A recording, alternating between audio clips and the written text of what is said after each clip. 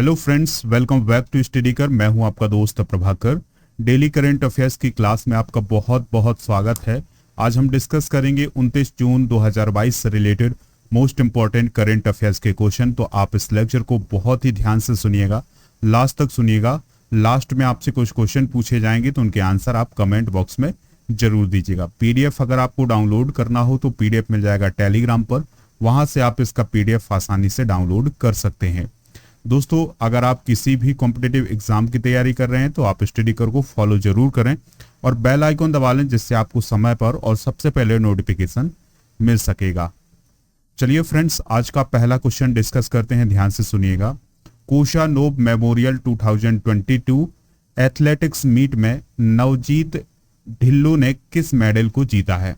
तो दोस्तों, जो नवजीत ढिल्लो हैं ये डिस्कस थ्रो से रिलेटेड हैं, यानी चक्का फेंक से रिलेटेड हैं, और इन्होंने अभी हाल ही में गोल्ड मेडल हासिल किया है। ठीक है, तो भारतीय महिला डिस्कस थ्रोवर नवजीत ढिल्लो ने 25 जून 2022 को कजाकिस्तान की जो कैपिटल है अल्माटी, तो वहां पर कोसानोव मेमोरियल 2022 एथलेटिक्स मीट हुआ है, जिसमें उन्होंने गोल्ड मेडल हासिल किया है। उन्होंने 56.24 मीटर दूरी का चक्का फेंक करके गोल्ड मेडल हासिल किया है। दोस्तों, जो नवजीत ढिल्लो हैं इन्होंने 2022 कॉमनवेल्थ गेम्स के लिए भारत की एथलेटिक्स टीम में भी जगह बना ली है, यानी अब वो कॉमनवेल्थ गेम्स भी खेलेंगी। ठीक है, कॉमनवेल्थ याद रखिएगा कि कॉमनवेल्थ गेम्स जो है 2022 के, ये कहाँ पर होने वाले हैं? यूनाइटेड किंगडम में, यानी बर्मिंघम में होने वाले हैं कॉमनवेल्थ गेम्स। चलिए फ्रेंड्स, स्पोर्ट्स की बात आई है तो स्पोर्ट्स से रिलेटेड कुछ इंपॉर्टेंट पॉइंट डिस्कस करते हैं, ध्यान से सुनिएगा। देखिए दोस्तों, मध्य प्रदेश ने पहली बार रणजी ट्रॉफी का खिताब अपने नाम किया है। तो दोस्तों याद रखिएगा कि रणजी ट्रॉफी 21-22 यानी 2021-22 की जो रणजी ट्रॉफी है उसका खिताब किसने जीता है? मध्य प्रदेश ने जीता है। और किसको हराकर जीता है? मुंबई को हराकर जीता है। और दोस्तों, मुंबई ने कितने बार रणजी ट्रॉफी का खिताब अपने नाम किया है? तो 41 बार किया है। ठीक है, और रोमेलीधर, याद रखिएगा उनका नाम, रोमेलीधर भी क्रिकेट से रिलेटेड हैं और उन्होंने हाल ही में क्रिकेट से संन्यास लेने की घोषणा की है। तो ये सभी पॉइंट जो है वो आप नोट कर सकते हैं। अगला प्रश्न है, वेंकट रमन कृष्ण मूर्ति का हाल ही में निधन हो गया है, वह किस कंपनी के पूर्व अध्यक्ष थे? तो दोस्तों, वह वेल, मारुति और सेल के अध्यक्ष के रूप में काम कर चुके हैं, यानी उन्होंने वेल के अध्यक्ष के रूप में भी काम किया है, मारुति इंडस्ट्री के अध्यक्ष के रूप में भी काम किया है और steel authority of India limited के अध्यक्ष के रूप में भी काम किया है। तो दोस्तों, अभी हाल ही में वेंकट रमन कृष्ण मूर्ति का निधन हो गया है। ठीक है, तो याद रखना है कि वो तीनों कंपनियों के अध्यक्ष के रूप में काम कर चुके हैं। उनका जन्म जो है वो तमिलनाडु के करुवेली में हुआ था और उन्हें टर्न अराउंड मैन के नाम से जाना जाता था। किस नाम से? जो दोस्तों, टर्न अराउंड मैन के नाम से। उन्होंने इलेक्ट्रिकल इंजीनियरिंग में डिप्लोमा किया और मद्रास इलेक्ट्रिसिटी बोर्ड में कई अच्छे पदों पर भी काम किया है। दोस्तों, यहाँ पर निधन की बात आई है तो हाल ही में हुए कुछ निधन भी आपके साथ डिस्कस करते हैं, आप ध्यान से सुनते जाइएगा। देखिए दोस्तों, अभी हाल ही में कुछ दिनों पहले आर रविंद्रन का निधन हुआ था, जो कि एक क्या थे? फोटो जर्नलिस्ट थे। इसके बाद गोपी चंद नारंग का निधन हुआ था, जो कि उर्दू के एक प्रख्यात आलोचक थे और भाषाविद थे। दोस्तों, हरिचंद का भी हाल ही में निधन हुआ है, जो कि लंबी दूरी दौड़ से रिलेटेड थे। अभी हाल ही में डॉक्टर रमाकांत शुक्ला का निधन हुआ है, जो कि संस्कृत और हिंदी के विद्वान थे। दोस्तों, अभी हाल ही में शेख खलीफा बिन जायद अल नाहयान का निधन हुआ है, जो कि यूएई के राष्ट्रपति थे। और भजन सोपोरी का भी हाल ही में निधन हुआ है, जो एक भारत के संतूर वादक थे। और पंडित शिव कुमार शर्मा का भी हाल ही में निधन हुआ है, जो कि भारत के एक प्रमुख संगीतकार और संतूर वादक थे। तो दोस्तों, ये सभी पॉइंट भी आप नोट कर सकते हैं। अगला प्रश्न है, नए केंद्रीय प्रत्यक्ष कर बोर्ड यानी सीबीडीटी के अध्यक्ष के रूप में किसे नियुक्त किया गया है? तो दोस्तों, जो नितिन गुप्ता हैं उन्हें सीबीडीटी के अध्यक्ष के रूप में नियुक्त किया है। इन्हें किसका स्थान दिया गया है? तो दोस्तों, संगीता सिंह जो है वो अभी तक अतिरिक्त प्रभार में थी सीबीडीटी के अध्यक्ष के रूप में, तो अब संगीता सिंह की जगह नितिन गुप्ता जो हैं वो सीबीडीटी के अध्यक्ष बनाए गए हैं। ठीक है, आईआरएस ऑफिसर हैं कौन? नितिन गुप्ता। तो अब ये सीबीडीटी यानी केंद्रीय प्रत्यक्ष कर बोर्ड के अध्यक्ष नियुक्त किए गए हैं। दोस्तों सीबीडीटी प्रमुख का पद बोर्ड सदस्य और 1986 बैच के आईआरएस ऑफिसर संगीता सिंह के द्वारा अतिरिक्त क्षमता में संभाला जा रहा था, लेकिन अब जो है वो नितिन गुप्ता जो हैं वो सीबीडीटी के अध्यक्ष बन गए हैं। इसके पहले संगीता सिंह थी इसकी अध्यक्ष। बात आई है यहाँ पर सीबीडीटी की, तो सीबीडीटी का फुल फॉर्म होता है central board of direct taxation. यह वित्त मंत्रालय के राजस्व विभाग का एक पार्ट होता है और सीबीडीटी को राजस्व बोर्ड अधिनियम 1963 के अधिकार प्राप्त हैं। सीबीडीटी भारत में डायरेक्ट टैक्स की नीतियों और योजनाओं के लिए आवश्यक इनपुट देता है। इसके साथ ही आयकर विभाग के माध्यम से डायरेक्ट टैक्स कानूनों के प्रशासन के लिए जिम्मेदार होता है। दोस्तों सीबीडीटी में कितने मेंबर होते हैं? तो 6 मेंबर होते हैं। अगला प्रश्न है, हाल ही में किस राज्य सरकार ने जगन्ना अम्मा बोडी योजना के तहत 6,695 करोड़ रुपए जारी किए हैं? तो दोस्तों ये काम किया है आंध्र प्रदेश की सरकार के द्वारा। तो आंध्र प्रदेश सरकार ने हाल ही में जगन्ना अम्मा बोडी योजना के तहत 6,695 करोड़ रुपए जारी किए हैं। दोस्तों जो जगन्ना अम्मा बोडी योजना है वो आंध्र प्रदेश की सबसे लोकप्रिय योजना है और यह नवरत्नालु योजना के एक पार्ट के रूप में काम करती है। दोस्तों जो आंध्र प्रदेश सरकार है उसकी जो ये महत्वाकांक्षी योजना है, इसमें लाखों गरीब बच्चे और जो जरूरतमंद माताएं हैं उनके बच्चे शिक्षित हो रहे हैं। यानी ये जो योजना है जगन्ना अम्मा बोडी योजना, इसके तहत एजुकेशन दी जा रही है बच्चों को। ठीक है, ऐसी माताएं जो अपने बच्चों को पढ़ा नहीं सकती हैं, आगे की एजुकेशन नहीं दे सकती हैं, तो उनकी हेल्प के लिए ये योजना शुरू की गई है। ठीक है दोस्तों, यहाँ पर बात आई है किसकी? आंध्र प्रदेश की। तो आंध्र प्रदेश से जुड़े हुए कुछ इंपॉर्टेंट पॉइंट आपसे डिस्कस करेंगे, तो आप ध्यान से सुनते जाइएगा। दोस्तों जो आंध्र प्रदेश है, आंध्र प्रदेश भारत के दक्षिण में स्थित है और इसकी स्थापना 1 नवंबर 1956 को की गई थी और इसकी कैपिटल वर्तमान में कौन है? तो दोस्तों जो अमरावती है इसकी कैपिटल है। ठीक है, अगर हम गवर्नर की बात करें दोस्तों, तो गवर्नर कौन है? विश्वभूषण हरिचंदन जो हैं वो वर्तमान में गवर्नर हैं कहाँ के? आंध्र प्रदेश के। चीफ मिनिस्टर कौन है? तो दोस्तों चीफ मिनिस्टर हैं वाईएस जगन मोहन रेड्डी। यहाँ पर जो काउंसिल की सीटें हैं वो कितनी हैं? याद रखना है, यहाँ पर काउंसिल है यानी विधान परिषद है, तो यहाँ पर 58 सीटें हैं विधान परिषद की और असेंबली की 175 सीटें हैं।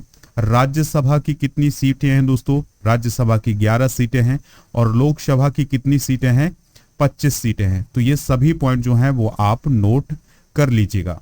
दोस्तों इस साल यानी इस साल 13 नए जिले बनाए गए हैं आंध्र प्रदेश में। यानी इससे पहले 13 जिले थे, लेकिन इस साल 13 नए और जिले बनाए गए हैं। तो इसके कारण आंध्र प्रदेश में कुल जिलों की संख्या कितनी हो गई है? 26 हो गई है। ठीक है, तो ये सभी पॉइंट जो हैं वो नोट कर लें।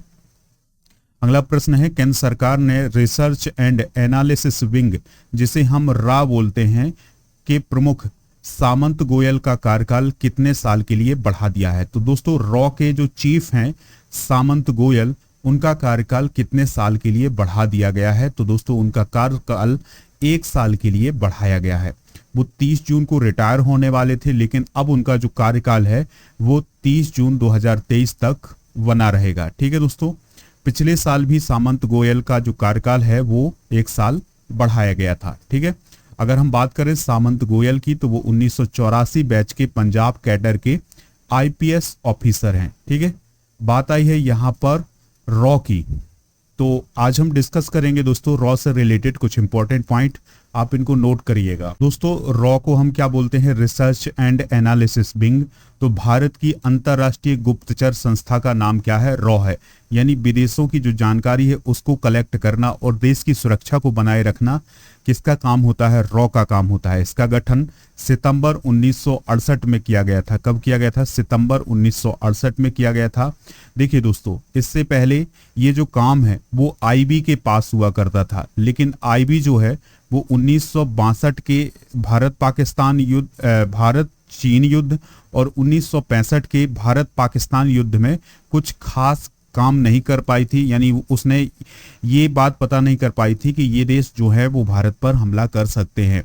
ठीक है, तो इसकी विफलता के कारण एक नए संगठन का गठन किया गया था जिसे रॉ कहा गया। ठीक है दोस्तों, तो जो रॉ है ये जो है अंतरराष्ट्रीय गुप्तचर संस्था है जो कि देश की सुरक्षा को बनाए रखने के लिए जरूरी है।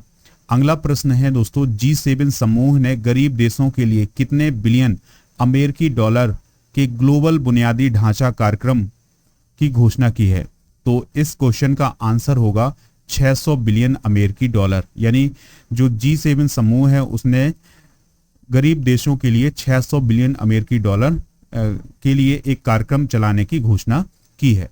इस कदम का उद्देश्य चीन की जो बेल्ट एंड रोड पहल है उसकी स्पर्धा करना। दोस्तों अगर हम बात करें G7 की, तो G7 को क्या बोला जाता है? Group of 7। क्या बोला जाता है? Group of 7। इसमें France, Germany, Italy, United kingdom, Japan, America और कनाडा जैसे देश शामिल हैं। यह एक अंतर सरकारी संगठन है जिसे 1975 में उस समय की जो टॉप इकोनॉमी थी, यानी शीर्ष अर्थव्यवस्थाएं थी, उनके द्वारा एक अनौपचारिक मंच के रूप में इसका गठन किया गया था। फिर इसमें 1976 में कनाडा शामिल हुआ और फिर इसके बाद 1977 में यूरोपीय यूनियन शामिल हुआ। 1997 में रूस इसमें शामिल हो गया, तो G7 से यह G8 बन गया। ठीक है, लेकिन 2014 में रूस ने क्रीमिया विवाद के बाद मतलब रूस को क्रीमिया विवाद के बाद G8 से हटा दिया गया था। इसके बाद से जो G8 था वो फिर से G7 बन गया था। ठीक है, लेकिन याद रखना है कि G7 का पार्ट भारत नहीं है। लेकिन इस साल यानी 2022 में जो बैठक हुई है G7 की, उसमें इंडिया को बुलाया गया है, उसको इनवाइट किया गया है। तो भारत के जो प्रधानमंत्री हैं वो जर्मनी गए हैं और वहां पर उन्होंने अपना भाषण भी दिया है G7 में। ठीक है, तो इस साल G7 का 48वां संस्करण हो रहा है। कहाँ हो रहा है? याद रखना है, जर्मनी में हो रहा है। अगला प्रश्न है, देश की सबसे बुजुर्ग एथलीट का नाम क्या है जिन्होंने national open masters athletics championship 2022 में गोल्ड मेडल हासिल किया है? तो उनका नाम है दोस्तों रामबाई। क्या नाम है? रामबाई। तो रामबाई ने हाल ही में national open masters athletics championship 2022 में गोल्ड मेडल हासिल किया है। दोस्तों रामबाई ने 105 वर्ष की आयु में पहले national open masters athletics championship 2022 में गोल्ड मेडल हासिल किया है। उन्होंने वुमेन 100 मीटर रन यानी 100 वर्ष प्लस में और वुमेन 200 मीटर रन 100 प्लस वर्ष में कैटेगरी में गोल्ड मेडल हासिल किया है। यानी जो 100 साल से अधिक उम्र की जो प्रतियोगिताएं थी 100 मीटर की और 200 मीटर की, उसमें उन्होंने गोल्ड मेडल हासिल किया है। उन्होंने 100 मीटर की रेस को 45.40 सेकेंड में पूरा किया है और जो 200 मीटर की रेस थी उसको 1 मिनट 52.17 सेकेंड में पूरा किया है। दोस्तों पहला national open masters athletics championship का जो खिताब है 2022 में, ये बड़ोदरा गुजरात में 16 से 19 जून के बीच आयोजित किया गया। चलिए फ्रेंड्स कुछ और पॉइंट डिस्कस करते हैं। तो दोस्तों जो रामबाई हैं उन्होंने मानकौर का रिकॉर्ड तोड़ा है। मानकौर जो 101 साल की उम्र में 2017 में सिर्फ 74 सेकेंड में 100 मीटर स्पर्धा में भाग लिया था उन्होंने और उसमें वो जीती थी, लेकिन अब उनका रिकॉर्ड जो है वो रामबाई ने तोड़ दिया है। रामबाई की उम्र कितनी है? 105 वर्ष है और वो किस स्टेट की रहने वाली हैं? तो वो हरियाणा की रहने वाली हैं। अगला प्रश्न है, लास्ट प्रश्न है, बहुत ही ध्यान से सुनिएगा। डीआरडीओ और इंडियन नेवी ने जून 2022 में VLSRSAM मिसाइल का परीक्षण किया है। इसे किससे दागा जाता है? यानी यह मिसाइल किससे दागी जाती है? तो इसका आंसर होगा युद्धपोत। तो युद्धपोत से VLSRSAM जो मिसाइल है उसको दागा जाता है। ठीक है, तो इस मिसाइल को युद्धपोत से दागा जाता है। डीआरडीओ और इंडियन नेवी ने वर्टिकल लॉन्च यानी VL, ठीक है, और SRSAM का मतलब है short range surface to air missile का तीसरा सफल परीक्षण 24 जून 2022 को किया है। मिसाइल का परीक्षण भारतीय नौसैनिक युद्धपोत से किया गया है और यह परीक्षण ओडिशा के चांदीपुर तट से किया गया है। बात करें दोस्तों VLSRSAM की, तो इस मिसाइल को DRDO ने डेवलप किया है। यह missile ultra mark first air to air missile पर आधारित है, यानी यह एयर टू एयर मिसाइल है। इस मिसाइल में समुद्री टारगेट सहित हवाई खतरों को बेअसर करने की भी क्षमता है। दोस्तों यह सी सिकमिंग टारगेट यानी एक तकनीक जिसे एयरक्राफ्ट रडार से बचने के लिए प्रयोग करते हैं को बेअसर करने में भी कामयाब है।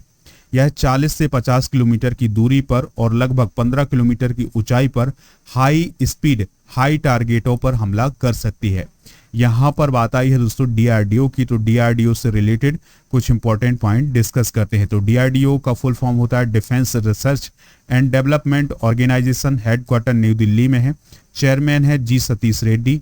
अगर यहाँ पर बात आई थी इंडियन नेवी की, तो इंडियन नेवी चीफ कौन है? Admiral R Hari Kumar. तो दोस्तों ये सभी पॉइंट जो है वो नोट कर लीजिएगा। आपसे कुछ क्वेश्चन पूछे जा रहे हैं। तो फर्स्ट क्वेश्चन है DRDO का फुल फॉर्म क्या होता है, सेकंड है इंडियन नेवी चीफ कौन है, और थर्ड क्वेश्चन है आंध्र प्रदेश के मुख्यमंत्री कौन है। तो इन तीनों प्रश्नों के आंसर आप कमेंट बॉक्स में जरूर दीजिएगा, हमें इंतजार रहेगा आपके आंसर का।